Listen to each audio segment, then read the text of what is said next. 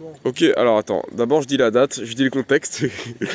on est le 27 On est le 28. Je suis trop con.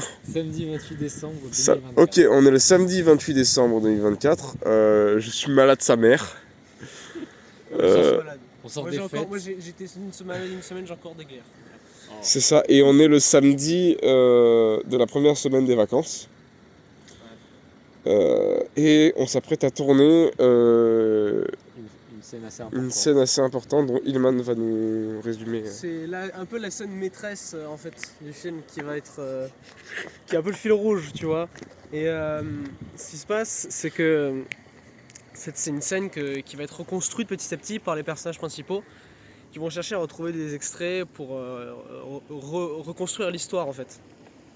Et cette scène elle est importante parce que c'est ce qui lance l'intrigue aussi, puisque c'est la scène où on va se faire enlever Justin Bridou, joué par Greg, qui est donc le journaliste de la ville populaire, quoi. Hein. C'est le mec c'est une pointure et il fait que des scoops de fou, tu vois. Ah, je suis journaliste? Ouais. Je savais pas. Et, pour moi, j'étais Putain, juste mais Justin le Bridou. professionnalisme, quoi. c'est vrai que les scènes où on avait fait côté journaliste, c'est pas ce qui était. C'est parce qu'il était prévu, ouais, mais c'est le pitch de base du perso. Voilà. Mais et donc en gros, c'est cet enlèvement qui va pousser Knackman à enquêter. Donc c'est ce qui lance l'intrigue du film. Mais c'est une scène qu'on va voir que bout par bout en fait. Il y a que quand Knackman va être enfermé, ligoté chez CTLM, qu'il va voir enfin l'enregistrement complet. Et c'est là qu'il va y avoir des révélations, notamment sur la méchante du film. Okay. Voilà, on va comprendre que c'est elle la méchante. Et du coup... Avec la fameuse scène dans la cave. Voilà, c'est ça. Et puis après, du coup, il y a tout le climax après qui se déclenche. Et voilà. Ah, ça va, carré. Ça a l'air d'être une bonne intrigue. Voilà. Et donc normalement, il y a le caméraman aussi dans le truc, mais qui est joué par Evan, mais là on le voit pas de toute façon, donc c'est moi qui vais faire la caméra. On n'a pas de cadreur. C'est ça. Et du coup, ce sera volontairement cadré avec de la pisse, quoi. Carré. Oh, super. Genre, On va tourner là-bas. ouais, je pense qu'on va se mettre là-bas. Une zone d'ombre Peut-être, tranquille. ouais, et peut-être que Paul, je te demanderai de déplacer ta voiture pour avoir un coin pour que les mecs se cachent, quoi. Ok, ça marche. Du coup, il y a un mec qui m'enlève. C'est lui. Ok, un seul. C'était C'est moi. Dis-moi que tu vas me foutre dans le coffre. Oh ouais, viens, on fait un plan. Où t'es dans le Mais oui, tu me fous dans le coffre. Mais je sais pas, je me disais, ça aurait été mieux deux mecs qui me prennent, qui me balancent dans le coffre.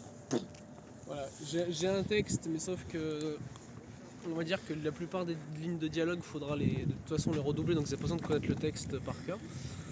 Enfin, toi, le peu que t'as à connaître, genre, de toute façon, je te dirais, c'est rapide. Hein. Ok, ça, tranquille. Ça fera un peu d'impro. Hein. Ouais, voilà. De toute façon, j'ai jamais donné de texte par cœur à apprendre vraiment. Mais voilà. À part Paul dans la cave.